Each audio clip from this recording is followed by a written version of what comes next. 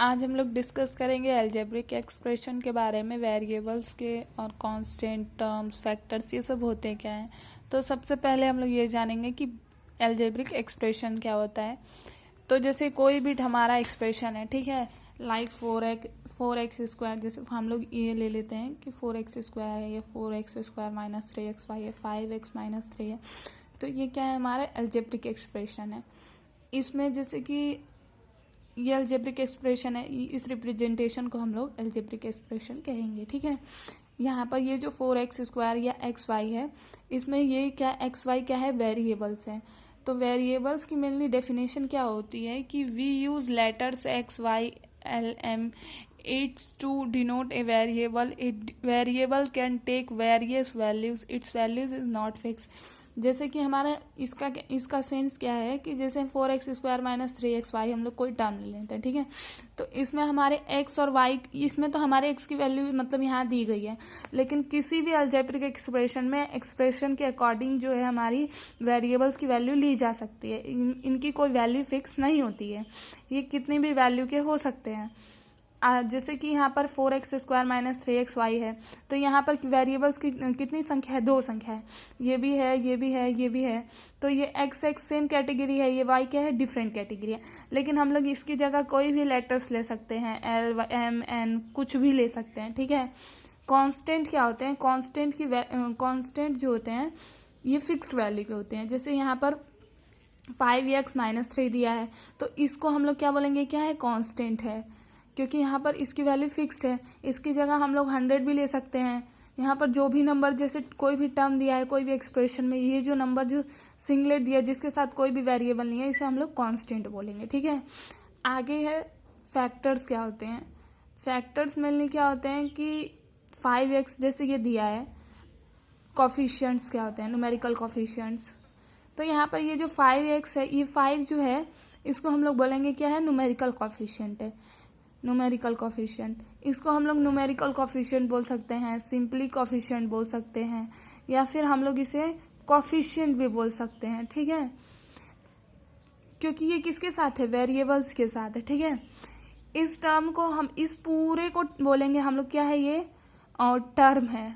Term क्या होता है, जैसे कि ये दोनों फैक्टर हैं, ठीक है, इनका जो प्रोडक्ट है इसे हम लोग टर्म बोलेंगे, ठीक है। क्योंकि यहाँ पर ये एक x जो है ये एक अलग वेरिएबल है और ये क्या है, कॉफिशिएंट है। तो इन दोनों का जो प्रोडक्ट होता है इसको हम लोग टर्म बोलते हैं। जो यहाँ पर हम लोग इसकी डेफिनेशन डिस्कस कर लेते हैं। वेरिएबल को हम लोग हिंदी में चर कहते हैं।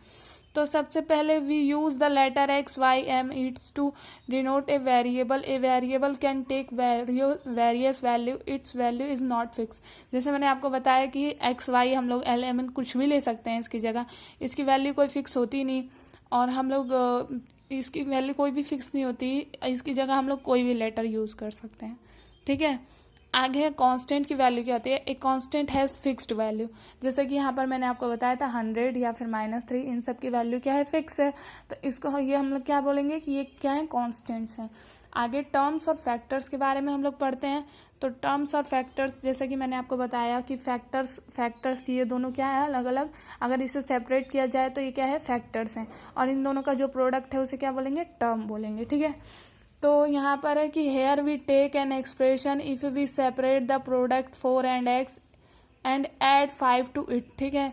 जैसे ये एक्सप्रेशन है 4x + 5 है, इसको सेपरेट किया तो यहाँ 4x को सेपरेट करेंगे तो 4 and x हो जाएगा, ठीक है। तो such part of an expression which are formed separately first and then add are known as term. जैसे इन दोनों को अलग अलग सेपरेट किया, उसके बाद इसे ऐड किया गया, तो इसको क्या बोलेंगे कि ये क्या है, टर्म है। जैसे अदर वन एग्जांपल लेते हैं, 4x स्क्वायर माइनस 3xy। यहाँ 4x स्क्वायर को सेपरेट करते हैं 4x और x में, ठीक है। Minus 3xy is a product of -3x and y, ठीक है। तो टर्म क्या होगा, -3xy, क्योंकि ये क्या है, इसका प्रोडक्ट है, और ये सब क्या है, फैक्टर्स हैं। तो देखो, the numerical factors of a term is called the numerical coefficient, simply coefficient. इन तीनों का जो प्रोडक्ट है ये हमारा टर्म है, और इसमें ये जो है -3, ये क्या है, न्यूमेरिकल कॉफिशिएंट है। आगे है factors. we take an expression 4x square minus 3xy then we occur a two terms like जैसे कि हमारा ये एक एक्सप्रेशन दिया है 4x स्क्वायर माइनस 3xy, तो इसमें ये दो टर्म्स हैं, ठीक है, 4x स्क्वायर माइनस 3xy, और इसमें ये जो ये 4x स्क्वायर है अगर इसे हम लोग सेपरेट करते हैं तो 4x आएगा, ये फैक्टर्स हो जाएंगे और जब इन तीनों को प्रोडक्ट करेंगे तो एज एन टर्म फॉर्म करेंगे।